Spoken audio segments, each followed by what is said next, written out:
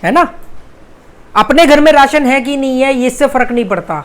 पाकिस्तान की ट्रेन की स्पीड कम है, इस बात से खुशी होती है। मेरे बच्चे क्या आईक्यू लेवल है उनका, वो क्या बात कर रहे हैं, ये मैं ज्यादा जानता हूं या वो स्कूल के टीचर या वो लोग जानते होंगे जिन्होंने अपने घर में बैठ के मुझे जज कर लिया। सोच है, इसीलिए बोलता हूं कि राइट एजुकेशन होना बहुत जरूरी। राइट एजुकेशन होगी तो इंसान पहले घर खरीदने से पहले खेत खरीदेगा। पिछली क्लास कौन सी करी थी हमने? हिस्ट्री। सबसे पहली क्लास कौन सी करी थी?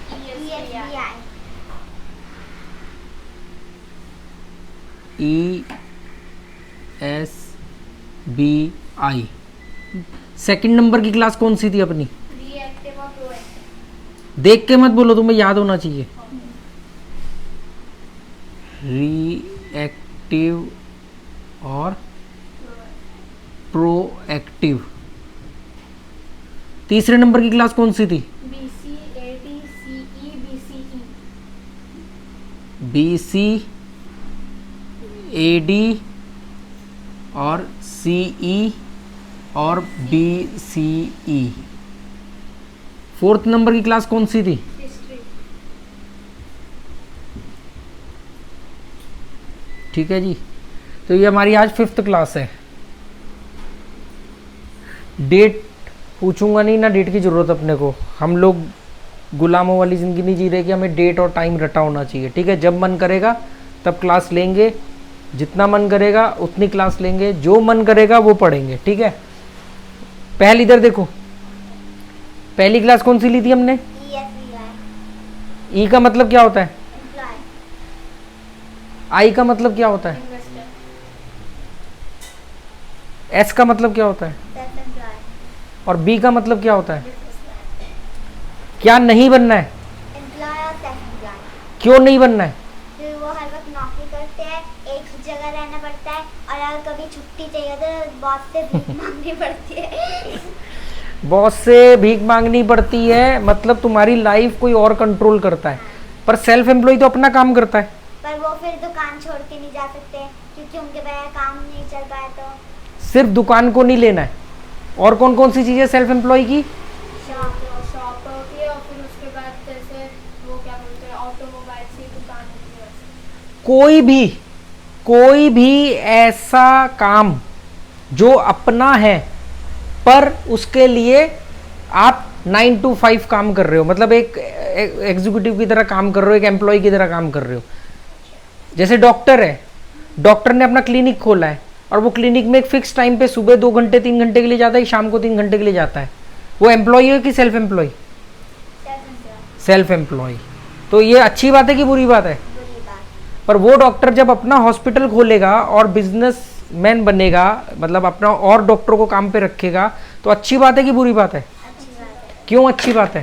क्योंकि उससे पहला ढेर सारे पेशेंट्स एक साथ ठीक हो सकते हैं। दूसरा कि वो ढेर सारे डॉक्टर्स को भी पैसे मिल गए। हाँ, क्योंकि अब वो अपने जैसे डॉक्टर्स को नौकरी दे रहा है। मान लो तुम जीवन में बहुत बड़ा कुछ नहीं कर पाए तो तुम क्या करोगे? मान लो तुम होलसेल सब्जी मंडी जाते हो, वहां से 1000 रुपए की या 500 रुपए की सब्जी खरीद के लाते हो। मान लो 1000 रुपए की सब्जी खरीद के लाते हो और उसको 1200-1500 रुपए में आराम से बेच देते हो। ये क्या है? ये एम्प्लॉय है, सेल्फ एम्प्लॉय या बिजनेस है? नहीं, वो वहाँ से लेके फिर वो वहाँ पे सेल कर रहा है। पर खुद कर रहा है ना, सेल्फ एम्प्लॉय। सेल्फ एम्प्लॉय है। अब वो यही काम और लोगों से भी करवाता है कि तुम भी ये काम करो और इसमें कुछ हिस्सा तुम रखो। अब वो बिजनेसमैन है। और इन्वेस्टर कब बनेगा? जब वो अपने बिजनेस के पैसों को इन्वेस्ट करेगा। अपने प्रॉफिट को इन्वेस्ट करेगा और पैसा कमाने के लिए। ठीक, जैसे अभी तुम लोग कौन हो? इन्वेस्टर बन चुके हो। कैसे? वो अपने जो आपसे हम पॉकेट मनी लेते हैं उसको हम इन्वेस्ट करते हैं। हाँ, जो मुझसे पॉकेट मनी लेते हो उसको जमा करते हो और उसको इन्वेस्ट करते हो। कहाँ इन्वेस्ट किया है? शेयर्स में। कौन सी कंपनी के शेयर में? आइडिया। कितना बड़ा हुआ है? वो तो आप ही बना रहे हैं। कम से कम तेरा शेयर डबल से ज्यादा है, क्योंकि मैंने तेरा 3 रुपए में भी खरीदा है, 4 में भी खरीदा है, इसके 4 और 5 में खरीदे हैं, और भी कुछ कंपनियों में डाले। तुम्हारी पॉकेट मनी सेफ है, कहीं भी है। मैंने जितना भी पैसा खर्च किया, जो भी किया वो अपना ही किया, तुम्हारी जो भी पॉकेट मनी है वो सेफ है, तुम इन्वेस्टर हो अभी तक, ठीक है। ये हो गया ESBI, समझ में आ गया, इसमें कोई कंफ्यूजन नहीं। फिर भी हम बीच बीच में बात करते रहेंगे हर क्लास में, ताकि रिवीजन भी होता रहे और तुम्हें मालूम भी पड़ता रहे, और कोई भी इसके बारे में कभी भी क्वेश्चन आए तो पूछ लेना। दूसरे नंबर पे हमने दूसरी क्लास कौन सी करी थी? Reactive proactive. रिएक्टिव लोग कौन होते हैं? जो हर जगह गुस्सा करते हैं, हर चीज में कमी निकालते हैं। गुस्सा मत बोला कर, क्योंकि गुस्सा कोई भी कर सकता है, प्रोएक्टिव भी कर सकता है, पर जो कमी निकालते हैं वो तेरा पॉइंट सही है। जो दूसरे के ऊपर जिम्मेदारी डालते हैं, जो हमेशा कहते हैं कि दूसरे दोषी हैं, सिचुएशन दोषी है, गवर्नमेंट खराब है, माँ बाप खराब है, हालात खराब है, वो लोग। प्रोएक्टिव लोग क्या करते हैं? कभी भी कमियां नहीं निकालते, क्योंकि हमेशा हर चीज की रिस्पॉन्सिबिलिटी कमियां निकालते हैं, पर ऐसे एकदम नहीं करते। पर वो कमियां ये नहीं कहते कि ये कमी जो है ये ठीक नहीं हो सकती या ये मेरी जिम्मेदारी नहीं है। जैसे हमने कमी निकाली स्कूल के एजुकेशन सिस्टम में, इंडिया के एजुकेशन सिस्टम में, एजुकेशन के डिस्ट्रीब्यूशन में, एजुकेशन की डिजाइनिंग में हमने कमी निकाली।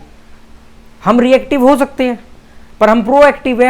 हमने उसका सॉल्यूशन निकाला कि हम खुद पढ़ेंगे, हम डिजाइन करेंगे अपनी एजुकेशन को, ठीक है। तो हम अगर हम कमी निकाल के चुपचाप बैठते, तमाशा देखते और जो हालात हो रहे होने देते और सिर्फ एजुकेशन सिस्टम और इंडिया की गवर्नमेंट और मैकॉले को गाली देते रहते, तो हम रिएक्टिव होते। पर हमने आगे चल के अपना फैसला लिया, हमने अपने लिए एजुकेशन डिज़ाइन करी, हम होम स्कूलिंग कर रहे हैं और हम अपनी पढ़ाई सिलेबस पढ़ रहे हैं और वही काम की बातें पढ़ रहे हैं जो आगे जीवन में आने वाली हैं, ठीक। हम फालतू का कचरा एजुकेशन नहीं पढ़ेंगे और बेमतलब की एजुकेशन नहीं पढ़ेंगे, ठीक। तीसरे नंबर की क्लास कौन सी ली थी? BC क्या होता है? Before Christ. बिफोर क्राइस्ट का मतलब क्या होता है? क्राइस्ट के पैदा होने से पहले का। क्राइस्ट के पैदा होने से पहले का जितना भी टाइम है वो बिफोर क्राइस्ट होता है। AD क्या होता है? एनो डोमिनी। एनो डोमिनी का मतलब क्या होता है? क्राइस्ट के पैदा होने के बाद का टाइम। हाँ, जिस साल वो पैदा हुआ पवित्र वर्ष, जो लोग उनको मानते हैं वो उसको पवित्र वर्ष मानते हैं। CE का मतलब क्या होता है? Common era. कॉमन एरा और BC का मतलब बिफोर कॉमन एरा। ये कौन लोग इस्तेमाल करते हैं? जो जीसस को नहीं मानते पर कैलेंडर यही वाला यूज करते हैं। अभी कौन सा ईयर चल रहा है अभी इस समय? 2021 AD। पर अगर हम किसी धर्म को नहीं मानते हैं, पर क्या हम सच में ही किसी धर्म को नहीं मानते, तो हम क्या यूज करना चाहिए हमें? CE, ठीक है। पर अभी इंडिया में रह रहे हो इसलिए AD यूज करो, क्योंकि वो हमारा अपना निजी मत है, हम किसको माने किसको नहीं माने। फोर्थ नंबर में हमने बात करी थी हिस्ट्री की। तो हिस्ट्री की क्या बेनिफिट्स क्या होते हैं हिस्ट्री के? उसमें हमें हर तरह के अच्छे बुरे हर टाइप के इंसानों के बारे में मालूम पड़ता है। इसकी हिस्ट्री की सबसे बड़ी कमी क्या है? वो कभी भी बुरे लोगों के नहीं पढ़ा पाते हैं। हाँ, हमेशा जिस भी कैरेक्टर की बताएंगे स्कूल वाले, ज्यादातर उसकी अच्छी बातें बताएंगे। और बुरी आदत क्या है? ये हिस्ट्री सेम नहीं होती। आप हिस्ट्री में हमेशा कॉन्ट्रडिक्शन रहता है। हिस्ट्री हमेशा एक ही आदमी की कई कई तरह की हिस्ट्री होती है। 4 किताबें लिखी है, चारों में अलग अलग कहानियां भी हो सकती है। जरूरी नहीं कि 100% ही हो, कुछ में कुछ चेंजेस होते हैं, कुछ में कुछ चेंजेस होते हैं, ठीक है। दूसरा, हिस्ट्री का एक और प्रॉब्लम क्या है सबसे बड़ा? वो ये प्रॉब्लम है कि इसको मैनिपुलेट करने के लिए यूज किया जा सकता है और होता आ रहा है। गवर्नमेंट अपने हिसाब से यूज करती है, दूसरे देशों के लिए, एक देश दूसरे देश के लिए हिस्ट्री को यूज करता है। अपनी गवर्नमेंट यूज करती है, उनको जिस चीज में का तुम्हें दुश्मन बनाना है हिस्ट्री में उसको खराब कर देंगे। आने वाली अगली पीढ़ी उसके बारे में खराब पड़ेगी। इसीलिए चाइना ने हिस्ट्री को अपने हिसाब से डिजाइन किया और बाहर की हिस्ट्री को या कुछ फैक्ट्स को वो नहीं मालूम पड़ने देना चाहता, जो कुछ हद तक बात सही भी है और कुछ हद तक बात गलत भी है। अगर कोई गूगल में चेक करना चाहे तब भी नहीं मिलता। इसीलिए उसने वहां पे गूगल वगैरह अपना ही बना रखा है। उसके सर्च इंजन सारे अपने हैं चाइना के, ठीक है। वोंग अंकल ने बताया नहीं था क्या? अब बात आती है कि हमने जब से ये होम स्कूलिंग शुरू करी है तो कुछ अच्छे समझदार लोगों के मेरे पास सजेशन आने लगे। सजेशन क्या, उन्होंने हमें सपोर्ट किया, उन्होंने बोला आप सही कर रहे हो, और वो अपनी राय भी रख रहे हैं, अपना व्यू भी रखते हैं। तो उन्हीं में से मुझे उनका एक्चुअली में नाम नहीं मालूम, वो अपने हर वीडियो के नीचे कमेंट भी करते हैं। FYI करके उनका यूट्यूब ID है, मतलब उन्होंने बोला कि उन्होंने एक पॉइंट दिया जो मुझे पॉइंट बड़ा वैलिड लगा। उन्होंने बोला कि हम हिस्ट्री में बच्चों को पढ़ा क्या रहे हैं? हम लाशों का इतिहास पढ़ा रहे हैं। हिटलर ने इतने मार दिए, हिटलर ने इतने देश तबाह कर दिए, बाबर ने ये कर दिया, अकबर ने ये कर दिया, इसने वो कर दिया, इसने ये कर दिया। इससे क्या हो रहा है कि अगर ज़्यादा लोग एक तरफ के लोगों ने लड़ाइयाँ लड़ी, अटैक किया, तो आप जब बड़े हो गए तो आप उस पर्टिकुलर, आप ये नहीं बोलोगे बाबर गलत था, आप ये नहीं बोलोगे औरंगजेब गलत था, आप बोलोगे मुसलमान गलत था। क्यों? पढ़ा गया बचपन से कि जितने भी आए हमला करने सब मुसलमान ही तो थे, है ना।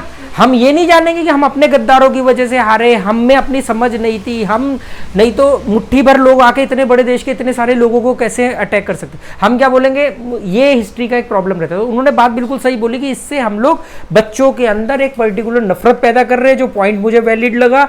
और उन्होंने एक बात बोली कि हिस्ट्री जो है, हिस्ट्री में हम बच्चों को हिंसा के बारे में पढ़ा के एक तरह से निराशावादी, नफरतवादी बना देते हैं। जैसे उन्होंने एक एग्जाम्पल भी भेजा मुझे कि जर्मनी ने, जब हिटलर जर्मनी का मेन हेड था, राजा था या जो भी रूलर था, डिक्टेटर था, तो उसने अपने आसपास के बहुत सारे देशों पे कब्जा कर लिया, तबाह कर दिया, ठीक। पर आज हिटलर को मरे हुए बहुत सारे साल हो गए, ठीक। लगभग हमारा देश आज़ाद हुआ उसके आसपास ही वो मरा। तूने हिटलर के ऊपर रिसर्च किया ना 2 दिन से? हिटलर कब मरा था? वो अभी नहीं लिखा। अभी नहीं लिखा? शायद लिखा होगा मेरे ख्याल से, ठीक है। तो आज वो जो देश, जर्मनी ने जिन देशों को तबाह किया था, वो अपने बच्चों को हिस्ट्री में जर्मनी के खिलाफ पढ़ाते नहीं है, ठीक है। ऐसा हुआ, जिसकी वजह से क्या हुआ, आज उन सभी देशों के संबंध जर्मनी के साथ बहुत अच्छे हैं और जर्मनी के उन देशों के साथ बड़े अच्छे हैं। और मैं बहुत सारे ऐसे लोगों के साथ मिला भी हुआ हूं जिनके आपस में कोई नफरत नहीं झलकती। पर क्या ये बात इंडिया पाकिस्तान के ऊपर लागू होती है? नहीं होती है। क्यों? क्योंकि हमने हमेशा ये पढ़ा कि पार्टीशन हुआ, पार्टीशन में बहुत बड़ा नरसंहार हुआ और हिंदुओं को पढ़ाया गया, या उन्होंने खुद पढ़ लिया अपनी कंडीशनिंग की वजह से कि मुसलमानों ने हिंदुओं को मारा। वहीं पे सेम पाकिस्तान में भी यही पढ़ाया जा रहा होगा। दोनों देशों में इस चक्कर में नफरत हो गई। वो एक दौर था, एक हादसा था। जैसे ये कॉमन एरा था, वो गोल्डन एरा था। मान लो वो गोल्डन एरा नहीं, वो सबसे खराब टाइम था। वो दोनों तरफ के लोग मरे, कहीं 4 मरे, कहीं 2 मरे, कहीं 100 मरे, कहीं 1 मरा, कहीं पे मरे दोनों तरफ के लोग। नुकसान दोनों तरफ के लोगों का हुआ। पर उसकी वजह से हुआ क्या कि हमें इसमें ना एजुकेशन सिस्टम से ज़्यादा रोल अदा किया टीवी और फिल्मों ने। फिल्मों में, हर फिल्म में दिखाया गया हमारा दुश्मन देश पाकिस्तान। फिल्मों में तुम्हारे जब मैं तुम्हारी एज का था तो टीवी उस समय दूरदर्शन चैनल पे धारावाहिक आते थे। एक तमस धारावाहिक था, वो इतना कंट्रोवर्शियल था कि उसका टाइम भी उन्होंने 9 बजे के बाद, मतलब 10 बजे का टाइम रखा था। ओमपुरी थे उसमें वही पार्टीशन के बाद में इंडियंस को कैसी प्रॉब्लम फेस करनी पड़ी, क्या क्या हुआ, ये सेम दोनों साइड हुआ। जो कुछ यहाँ हुआ वो वहां हुआ। हमें बताया जाता था पाकिस्तान ने ट्रेन काट के भेज दीजिए पूरी, मतलब लोग आ रहे थे तो ट्रेन को रोका, लोगों को मारा, काटा, भेज दिया। क्या हमें बताया गया कि यहां से भी वही चीजें, एक्शन का रिएक्शन हुआ? तो ये दोनों तरफ था। अब इसकी वजह से हुआ क्या कि यही हिस्ट्री ने हमारे अंदर नफरत पैदा कर दी। अब क्या हुआ कि आप जाओगे कभी भी बाहर घूमने, दुनिया के सारे देशों के साथ बड़े फ्रेंडली होकर मिलोगे, पर पाकिस्तान को कोई आदमी मिल जाएगा तुम्हारे दिमाग में डाउट हो जाएगा। पाकिस्तान छोड़ो, यही पहल ने दिल्ली में आज से 5 साल पहले मुझे बोला, पापा मुसलमान तो हमारे दुश्मन होते हैं ना। जब ये सेंट थॉमस में जाती थी, तो छोटी थी, तूने मेरे को बोला था, तो मैंने बोला बेटा मुसलमान हमारे दुश्मन नहीं होते हैं। फिर इसने अचानक ये बात बोल दी कि अच्छा पाकिस्तान हमारा दुश्मन होता है, या शायद तूने इसको करेक्ट किया था कि नहीं मुसलमान दुश्मन नहीं होते, पाकिस्तान दुश्मन होता है। मैंने क्यों, ये तुम्हें कहाँ से सीखा? मैंने तो कभी नहीं पढ़ाया तुम्हें, कभी नहीं बोला ऐसा, क्योंकि जो उस समय हम टीवी देखा करते थे, तो टीवी से सुना होगा, किसी फिल्म में देख लिया होगा, क्लास में बच्चों ने बात कर ली होगी। यही सबसे बड़ी गलत कंडीशनिंग हम लोग करते हैं बच्चों की। अब जो हो गया, उसको क्या आप 20 पीढ़ी तक कैरी फॉरवर्ड करते रहोगे क्या? उससे फायदा क्या होगा? जिन देशों ने इन चीजों को छोड़ दिया वो देश आज हमसे ज्यादा ग्रोथ कर रहे हैं। एग्जाम्पल के तौर पे बांग्लादेश की जीडीपी भी इस समय हमसे आगे निकल गई है। श्रीलंका का एजुकेशन सिस्टम हमसे बेहतर है। नेपाल का एजुकेशन सिस्टम और नेपाल का जो ट्रैफिक सिस्टम है वो हमारे देश से बेहतर है, जबकि वहाँ के रोड बहुत पतले हैं। मैं तो वहाँ गया हूँ, ठीक है। तो अभी ये बात हो गई हमारी हिस्ट्री की। हमें लोगों का सपोर्ट मिल रहा है, लोग इस बात को गाइड कर रहे, समझ रहे हैं, अच्छे अच्छे वैलिड पॉइंट भेज रहे हैं। अब मैंने कहा था हम थोड़ा सा स्कूल सिस्टम के ऊपर जरूर बात करेंगे। हमारा नेपाल मतलब नेपाल और इंडिया से अभी भी कोई रिश्ता अच्छा है या हमारे सब देशों से अच्छे थे, पाकिस्तान को छोड़ के। पाकिस्तान के साथ प्रॉब्लम सिर्फ ये थी कि हमारे को वो पार्टीशन में जो बहुत बड़ा नुकसान हुआ दोनों तरफ के लोगों को, उसको माँ बापों ने बड़ा दिल करके नहीं ख़त्म किया। मेरे माँ बाप ने पार्टीशन नहीं देखा, पर उनके माँ बाप ने पार्टीशन देखा। उनके माँ बाप ने वो पार्टीशन का बैड एक्सपीरियंस आप मेरे माँ बाप को बताया, मेरे माँ बाप ने वो बैड एक्सपीरियंस मुझे बताया। ऐसे ही हजारों लाखों लोगों के अंदर वो नफरत फैलती गई। इस काम को बढ़ावा दिया फिल्मों ने, नाटकों ने और हमारे पॉलिटिशियंस ने, और ये दोनों तरफ होता रहा। इसमें हम ये कहें कि हमें इंडिया वालों ने ही किया, तो ये दोनों तरफ होता रहा। पर जो देश में ज़्यादा होगा वो उतना डैमेज होगा। हम में कम हो रहा था, वहाँ ज़्यादा हो रहा था, वो पीछे जा रहा था। अब शायद हम में ज़्यादा हो रहा है, हम भी उनको हरा रहे हैं इस चीज़ में, तो हो सकता है हम भी पीछे चले जाए। ठीक है, एक चीज़। दूसरा, और कोई क्वेश्चन है ना इससे जुड़े हुए, पूछते रहना। तो हिस्ट्री का ये हो गया। ठीक है, इसलिए ज़िंदगी में हिस्ट्री कभी भी पढ़ना तो बायस होके मत पढ़ना, हिस्ट्री न्यूट्रल होके पढ़ना। हिस्ट्री में मान लो तुम्हें लिखा है कि ये फलाने राजा ने ये हमला किया, तो हमें वो राजा को देखना है, उसके धर्म को नहीं देखना है। अगर वो राजा ने धर्म की वजह से किया तो वो राजा गलत था, उसका धर्म गलत नहीं था। और उसकी वजह से नहीं तो होगा क्या, वो राजा तो मर खप गया 100 साल पहले। आज जो उस धर्म के फॉलोअर है, तुम उनके खिलाफ खड़े हो जाओगे, विचार बना लोगे, है ना। अपने घर में राशन है कि नहीं है, इससे फर्क नहीं पड़ता। पाकिस्तान की ट्रेन की स्पीड कम है, इस बात से खुशी होती है। मैंने देखा ऐसे लोगों को। तो इसीलिए हमने फैसला किया है कि हम किसी भी धर्म को नहीं मानेंगे। हम ना हिंदू धर्म को मानेंगे, जो सनातन धर्म होता है। हिंदू नाम का तो कोई धर्म ही नहीं है, सनातन धर्म होता है। हम हिंदू भी पे भी एक आने वाले दिन बात करेंगे, हम धर्म पे भी बात करेंगे। हम ना ईसाई धर्म को मानेंगे, ना सिख धर्म को मानेंगे, ना हम मुसलमान धर्म को मानेंगे। हम किसी धर्म को नहीं मानेंगे। अब सवाल ये उठता है, यार ये तो बड़ी अजीब बात मैं तुम्हें बता रहा हूँ, धर्म तो चाहिए। अगर कोई भी तुम्हें कभी ये बोले कि धर्म तो होना चाहिए, तुम किस धर्म के हो? याद है हम अभी 2 महीने पहले, 4 महीने पहले जिस घर में अभी हम गोवा में आके पहली बार रहे थे, लड़की ने क्या पूछा था तुमसे? तुम्हारा धर्म कौन सा है? जोर से बोल। तुम्हारा धर्म कौन सा है? वो छोटी सी बच्ची, क्या नाम था उसका? दिव्या। दिव्या ने ये क्यों पूछा कि तुम्हारा धर्म कौन सा है? तुमने बोला हम सनातन धर्म के, हम हिंदू हैं, हम ब्राह्मण हैं, शायद वो इसलिए खुश हो गए होंगे। मैं कह रहा हूं, अगर उस बच्ची को तुम ये बोलते हमारा धर्म मुसलमान है, फिर एक छोटी सी बच्ची धर्म पूछ रही है अपनी एज की बच्ची से। मैं यही तो सोच के हंस रही थी, मेरे पास कोई जवाब ही नहीं था। जवाब देना ही नहीं चाहता, कहना हम किसी धर्म को नहीं मानते। अब सवाल ये होगा कि जब तुम ये लोगों को बोलोगे तो लोग तुमसे काउंटर क्वेश्चन करेंगे। उनको भागना मत उन क्वेश्चन से, उनको बोलना मुझे एक चीज बताओ, आपको धर्म की जरूरत क्या है? क्यों धर्म आपको चाहिए? नंबर 1। नंबर 2, धर्म को मानने से आपके जीवन में आपने क्या क्या उपलब्धियां हासिल करी? ईमानदारी से आप बताओ मुझे, सिर्फ धर्म की वजह से। आपने डॉक्टर बने तो आपने मेडिकल पढ़ा तभी तो डॉक्टर बने। आप पुलिस वाले बने, आपने पुलिस के टेस्ट पास किए, फिजिकल टेस्ट पास किया तो आप पुलिस वाले बने। कोई बोले मैं वकील बनाऊं तो आपने LLB करी तभी तो आप वकील बने, है ना। धर्म का क्या रोल है? सिर्फ एक आस्था। माँ बाप ने बोला, उनके माँ बाप ने बोला, गुरुओं ने बोला, संतों ने बोला, आपकी अपनी निजी जिंदगी में। अच्छा, अगर आप धर्म को नहीं मानते तो क्या आप एक बुरे इंसान होते?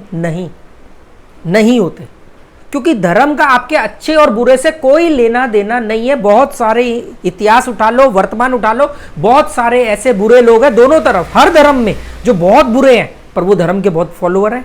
तो धर्म का अच्छे बुरे से कोई लेना देना नहीं, धर्म का आपकी कामयाबी नाकामयाबी से कोई लेना देना नहीं। हम एक ही धर्म को मानेंगे कि आप इंसान, मैं भी इंसान। तो इंसान के नाम पे अगर आप इसको धर्म कह सकते हो तो हम इंसानियत के धर्म को मानेंगे और पहले इंसान को बचाएंगे।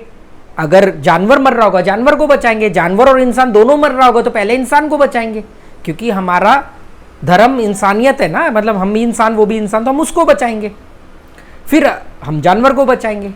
समझे बात? तो हमें एक इस चीज पे फोकस करना है। तो जो जैसे इंडिया में क्राइम होते हैं तो वो न्यूज़ में ऐसे न्यूज़ फैलती कि वो मुस्लिम थे और फिर बाद में निकलता है कि वो झूठ थे। देखो क्या है कि किसी भी क्राइम का धर्म से लेना देना नहीं होता। अब लोग इसको जस्टिफाई कैसे करते हैं मालूम है? आज क्लास इसी पे करते हैं। इसको लोग जस्टिफाई कैसे करते हैं? इसको लोग जस्टिफाई ये कहते हैं कि जितने भी आतंकवादी मरते हैं वो मुसलमान होते हैं, ज्यादातर क्रिमिनल मुसलमान होते हैं, ज्यादातर गाय को मारने वाले मुसलमान होते हैं। ये ज्यादातर इसलिए उनको ज्यादातर सुनाई दे रहा है क्योंकि उनको जो सुनाना चाहते हैं वो उनको यही चाहते हैं कि ज्यादातर वो यही न्यूज सुने। और उनकी कंडीशनिंग ऐसी हुई होती है कि अगर कहीं पे कोई क्राइम दो मुसलमान ने किया है और अगर एक कहीं पे सेम क्राइम एक हिंदू ने किया है तो वो हिंदू के क्राइम को इग्नोर करके मामूली क्राइम मानेंगे और इसको वो जोड़ देंगे धर्म से। जबकि अगर इंडिया में 70% हिंदू हैं तो क्राइम की रेशो ज्यादा करने वालों की परसेंटेज भी तो ज्यादा उनकी होगी। दूसरा, क्राइम का धर्म से लेना देना नहीं। अगर आप किसी धर्म के पर्टिकुलर लोगों को टारगेट करते रहोगे, उनका तिरस्कार करोगे, उनको अपने बराबरी में नहीं बिठाओगे, उनको अपॉर्चुनिटीज नहीं दोगे तो उनके पास ऑप्शंस ग्रोथ के कम रह जाएंगे। तो उनको कौन लोग क्राइम अपनाते हैं?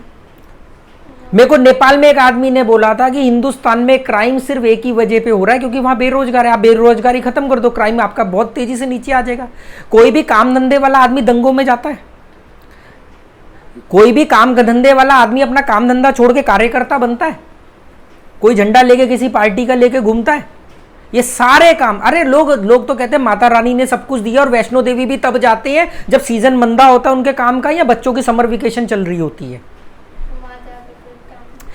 क्योंकि वो मानते हैं ना कि काम तो हमने अपने एफर्ट पे किया। एक सवाल, अगर एक तरफ एक इंसान बच रहा है और एक छोटा सा पप्पी जो अभी अभी पैदा है जिसकी अभी बहुत जिंदगी बची है और एक बूढ़ा सा आदमी जिसकी जिंदगी खत्म ही होने वाली है, तो फिर तो पप्पी को नहीं बचाएंगे, उसकी तो जिंदगी बहुत बड़ी है। बहुत बढ़िया क्वेश्चन। इसका आंसर देने से पहले ना मैं ये उन लोगों को एक जवाब देना चाहता हूँ। अभी कई लोगों ने बोला कि यार तुम जो बातें कर रहे हो ना वो बच्चों के हिसाब से, मतलब तुम आगे की बात कर रहे हो, अभी बच्चे छोटे हैं उनको वो पढ़ाई करनी। मेरे बच्चे क्या आईक्यू लेवल है उनका, वो क्या बात कर रहे हैं, ये मैं ज्यादा जानता हूं या वो स्कूल के टीचर या वो लोग जानते होंगे जिन्होंने अपने घर में बैठ के मुझे जज कर लिया। ठीक। दूसरी बात कि 9th में 5th क्लास के अंदर तकरीबन 9 साल का बच्चा होता है, तो वो ये कह रहे हैं कि आप ये बात मान लो कि जो तकरीबन 10 साल का बच्चा 9th में होता है, 5th में होता है, 1 साल ऊपर नीचे कर लो, इससे ज्यादा फर्क नहीं। पूरे हिंदुस्तान के 10 साल के सभी बच्चे एक जैसा ही आईक्यू लेवल रखते हैं, एक जैसी ऑब्जर्वेशन पावर रखते हैं, एक जैसी ही किताब, एक सिमिलर टाइम, 1 साल के अंदर एक सब्जेक्ट को पूरा करेंगे। मतलब जो तुम्हारा जो भी 5-6 सब्जेक्ट होते हैं, पूरे हिंदुस्तान के लाखों करोड़ों बच्चे जिनकी उम्र 10 साल है, जो 5th क्लास में है या 6th में है या 4th में, मतलब एक सेम क्लास में होते हैं, वो इन्होंने डिक्लेयर कर दिया है कि पूरे 10 साल के बच्चे, क्या पता उसमें से बहुत सारे ऐसे बच्चे हैं जो 5th क्लास में 8th क्लास डिजर्व करते हो। 3 महीने के अंदर वो 5th की पढ़ाई कंप्लीट कर सकते हैं, पर क्योंकि आपने रूल ही ऐसा बनाया है। मुझे मालूम है कि तुम लोगों की ऑब्जर्वेशन पावर और आईक्यू लेवल क्या है, तो बहुत सारे ऐसे भी बच्चे होंगे जो 5th को नहीं डिजर्व करते, जिनको थोड़ा सा कंडीशनिंग या माहौल की वजह से स्लो है, वो 4th में डिजर्व करते होंगे, तो उनके ऊपर प्रेशर बनाया जाता है, नहीं तुम भी आगे बढ़ो। ठीक। अभी पहल ने क्वेश्चन क्या किया, उसने क्वेश्चन ये किया कि आपने ये बोला कि इंसान और जानवर में से हमें पहले इंसान को बचाना है क्योंकि हम इंसान हैं, इंसान को बचाएंगे तो सृष्टि बचेगी। तो हमारा एक इंसानियत के नाम पे एक धर्म या नैतिक जिम्मेदारी बनती है, मॉरल रिस्पॉन्सिबिलिटी की, हम इंसान की पहले हेल्प करें और उसके बाद जानवरों की, जीव जंतुओं की करें। ठीक है, क्योंकि जब इंसानों को, हमारा ये मानना है ना इंसान समझदार होते, तो इंसानों को बचाएंगे तो वो आगे पर्यावरण और जानवरों को बचाएंगे। ठीक है, अगर जानवर मर रहा है तो हम जानवर को बचाएंगे, पर्यावरण खराब हो रहा है तो हम उसको बचाएंगे पहले। जानवर की जो उम्र बची है, मैं वही अभी आ रहा हूँ, तेरे आंसर पे ही आ रहा हूँ। तो इसने ये बोला कि अगर एक बूढ़ा आदमी मर रहा है और एक न्यू बॉर्न पप्पी, तो अभी पप्पी ने तो 10-12 साल जिंदा रहना है, उसकी तो पूरी जिंदगी पड़ी है, और एक बूढ़ा आदमी जो कल परसों में मरने ही वाला है, तो हमें पहले पप्पी को बचाना चाहिए। ये बहुत इंटेलिजेंट क्वेश्चन है और ऐसा होता है इंसानों के साथ। कब होता है? जब कोई बहुत ज़्यादा पैंडेमिक फैलती है या कोई बहुत ही ज़्यादा कोई युद्ध हो गया और बहुत ज़्यादा इंजर्ड हो गए लोग, या जैसे ये महामारी फैल गई, तो इसका एक आखिरी लेवल पे जाके क्या करते हैं, एक स्ट्रेटेजी होती है जो डॉक्टर्स अपनाते हैं कि वो सिर्फ उनको बचाते हैं या मेडिसिन देते हैं जो बच सकते हैं और जिनकी उम्र बहुत पड़ी है, वो बूढ़ों को छोड़ देते हैं। उस समय बच्चों और जवानों पे ज़्यादा फोकस किया जाता है। अगर मान लो उनको चुनना पड़ जाए कि बूढ़े, जवान और बच्चे में से किसको बचाएं, तो वो जवान और बच्चों पे फोकस करते हैं। ये ऐसा एक स्टेज आता है। अभी कोरोना अगर और एक लेवल क्रॉस करता, या हो सकता है इसके अंदर भी उन्होंने इसको शुरू कर दिया। ये डॉक्टरों को ये बात मालूम है, उनके कोर्स का हिस्सा होती है, गवर्नमेंट को भी मालूम है, ये स्ट्रेटेजी का हिस्सा होती है। पर्ल हार्बर पे जब जापान ने बम गिराए थे, तो पर्ल हार्बर में अमेरिका ने यही किया था। उस समय एकदम इतनी बमबारी हो गई थी, इतने लोग जख्मी हो गए थे, आर्मी मैन। तो वो था डॉकयार्ड था ना, बंदरगाह थी वो नेवी की। तो उस समय उन्होंने देखा ये आदमी बच नहीं सकता, तो उसको वो मरने के लिए छोड़ रहे थे, सिर्फ एक पेन किलर का इंजेक्शन देके, क्योंकि उनको मालूम है कि ये बचने ही नहीं वाला। इस पे टाइम फोकस करेंगे तो जो बच सकते हैं वो भी मर जाएंगे। तो ये एक स्ट्रेटेजी होती है। अब आती है इंसान और जानवर की बात। तो बेटा दुनिया में ना कोई भी आदमी मरने के लिए तैयार नहीं होता है। अगर किसी की 90 साल की भी उम्र है ना, तो हमें ये मालूम नहीं कि वो 91 साल पे मरेगा या वो हो सकता है 100 साल में मरे। तो हम उसको ये सोच करके नहीं छोड़ सकते कि तूने अपनी पूरी जिंदगी जी ली है, क्योंकि कोई डिसाइड नहीं है जिंदगी की, और वो मरने के लिए तैयार नहीं बैठा है। ये निराशावादी लोगों की सोच होती है, अब तो जिंदगी देख ली, अब तो बुढ़ापा आ गया जी, अब जीवन में क्या बचा। नहीं, हम आखिरी सांस तक जिंदा दिल हो करके एंजॉय करेंगे। अगर हम 90 साल के भी होंगे, 99 साल के भी होंगे, मस्त एकदम अपना फिट फैट रहेंगे, दिमागी तौर पे, शारीरिक तौर पे मस्त रहेंगे, मजबूत रहेंगे और लाइफ को एंजॉय करेंगे, और मरने के लिए तैयार नहीं रहेंगे। हमेशा एक लाइन याद रखो, I refuse to grow up. बड़े होने को हम रिफ्यूज करते हैं। हम फिट रहेंगे, हम बच्चे रहेंगे, हम जवान रहेंगे हमेशा। तो फिर तो वो छोटा सा बच्चा जो होगा वो तो गया, उसकी तो पूरी अभी उसकी तो जिंदगी भी वैसे भी छोटी होनी थी। बेटा वो कुत्ते को अगर तुम बचा लोगे तो वो कोई हॉस्पिटल तो नहीं खड़ा कर देगा, कोई देश के लिए कोई आइडियोलॉजी तो नहीं लिखने वाला, क्योंकि ये तो बुद्धि और विवेक इंसानों में है। हम उस बूढ़े आदमी को सिर्फ इसलिए बचाएंगे, क्या पता उसके विवेक से बहुत सारी हमारे को इन्फॉर्मेशन मिल सके, उसके तजुर्बे मिल सके, वो मानवता में या उस पर्टिकुलर मोमेंट की वजह से उसके अंदर जो परिवर्तन आएंगे। हमारे पास बुद्धि विवेक है ना, हम लोग जज कर सकते हैं कि क्या सही है क्या गलत है। जानवर नहीं कर सकते। जानवर को बचाना चाहिए पर इंसान को गंवाने की शर्त पे नहीं। गाय को बचाना चाहिए, पर अगर किसी ने गाय मार दी तो हम उसको इसलिए नहीं मार सकते कि उसने गाय मार दी। गाय मारना पाप है, किसी भी जीव को मारना पाप है, ठीक है, पर जीवों को मरना पड़ेगा। इसके लिए हम अलग से बात करेंगे कि जीवों को मरना पड़ेगा।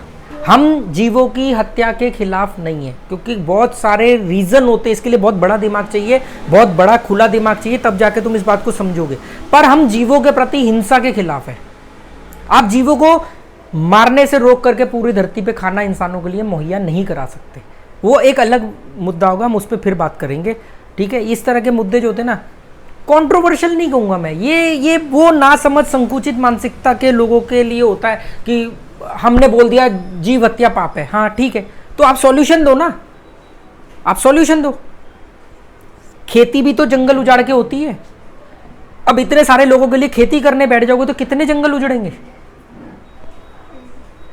आपको पता होना चाहिए कि पूरी दुनिया में कितना कोस्टल एरिया है, उसके ऊपर कितने लोगों की आबादी रहती है, वो कितने सी फूड के ऊपर डिपेंड है। अगर हम सबको वेगन बना देते हैं तो दूध भी छुड़वा देंगे, दही भी छुड़वा देंगे, हम उनसे नॉनवेज भी छुड़वा देंगे, तो हमें उनको अनाज मुहैया कराना पड़ेगा। जहां पे सारा साल बर्फ पड़ी रहती है वहां पे कौन सी खेती करोगे तुम।